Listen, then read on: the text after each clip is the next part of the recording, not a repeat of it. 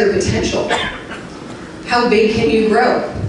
How large is your market size? And what is your potential piece of that market share? And right now, while all politics are local, we also have to realize that what is said and done in Colorado is going to directly affect what Soccer Mom thinks in Ohio. And so things like semantics in our advocacy and our business still matter. That words like recreational still scare soccer moms as they think about their children consuming recreationally at whatever age their children happen to be at that moment in time, rather than adult or retail cannabis that can be ID'd and slated. So part of what we're trying to do in mitigate our business risk, and mitigating that business risk, is also kind of mitigating the risk to society, as Stanton so eloquently talked about earlier. And these are examples that we can lift up to say, look, hellfire and damnation did not rain upon the earth after all. Cats are not sleeping with dogs.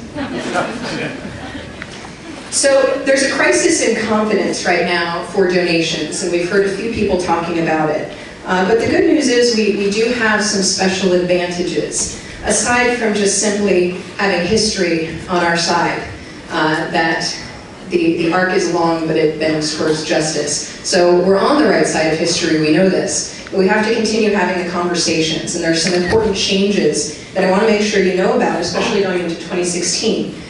Very important changes. It changes the forecasting trends for what we feel like we already know, especially considering we've been staring at this for so many years. But these changes are going to affect economics, the political, technological, and social implications of how we move this forward. So let's explain how some of these forces have formed and how they're also opening a unique window in our history. And these results, they are being written into history, and we will be judged by generations to come. What did you do? Are you ready to step up big? So today you and I contemplate our encounter with destiny. We talk about who will craft this initiative that is so inevitable for California. So what is inevitable about this initiative? That it will pass? What is it? What will we pass? And who will be around to defend it in December of 2016 to ensure that it is implemented in the way that it was intended? How cumbersome will licensing be? What will the entry fees and limitations be? Tax burdens? And will there be a level playing field? Not just financial discrimination, but also criminal discrimination and barriers. That as we take away the lifeblood in some communities, their ability to pay their rent and feed their children, that we don't then bar entry into this new economic opportunity. That if you have a cannabis conviction, you're the expert in the room. Yeah, you are.